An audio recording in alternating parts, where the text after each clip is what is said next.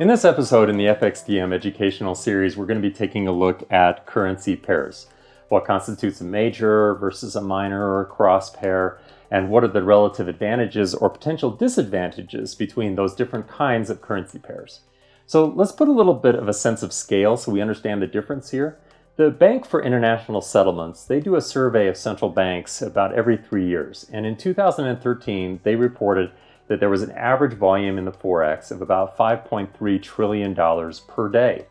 Now, about 88% of that actually was with currency pairs that had the dollar on one side or the other. So it's obviously going to be one of the key currencies that will identify a major pair, although some of the more minor pairs or exotic pairs will also be crossed with the dollar from time to time.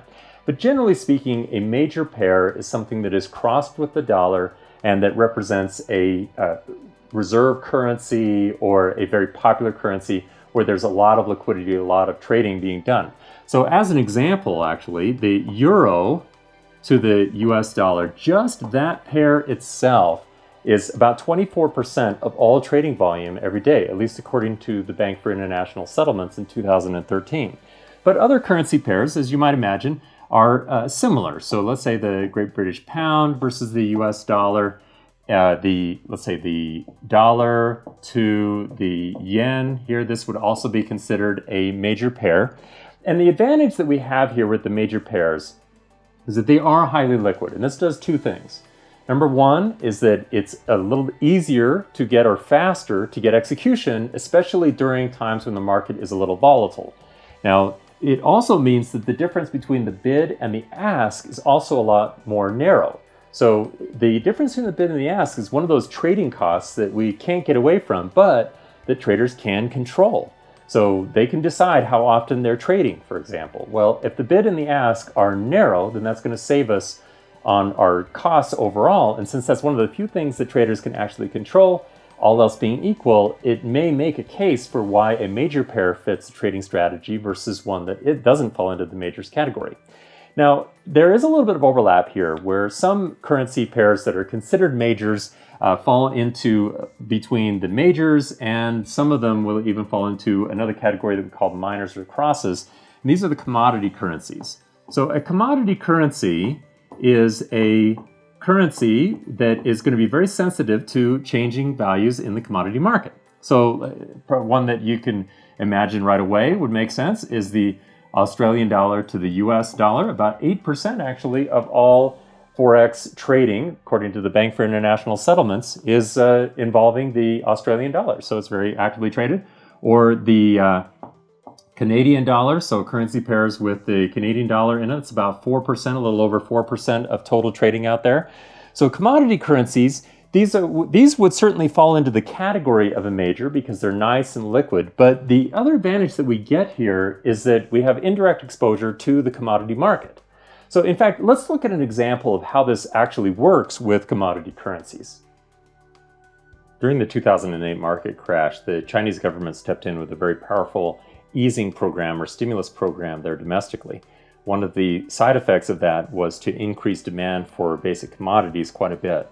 So as you can see here on this chart of the Aussie to the dollar, from 2008 through 2011 approximately, the Australian dollar, which of course should, all else being equal, should actually benefit quite a bit from that increased demand for commodity prices, especially relative to the dollar, where the US was in recession at the time. Well, from 2008 through 2011, as the US economy began to recover a little bit, the Australian dollar to the US dollar rose in value by 85%. So this is a dramatic example, but just for instance of exactly how commodity currencies do provide some indirect but effective exposure to commodity prices. Now, speaking of commodity currencies, there's another one that we think about as well, where I'm going to put them all in the category of the crosses. Now, a crossed currency is one in which we may not have the dollar on one side or the other. So let's say, for example, now they may be actively traded, and in some cases, they may include currencies that would both be considered majors when they're crossed with the dollar. So for example, take the pound to the yen. So that would involve two currencies that kind of fall into the major category, but when they're crossed with each other like this versus the dollar, it likely has less liquidity. Now, in this category, we might also throw currencies that are more exotic. And in fact, they're oftentimes referred to as exotics.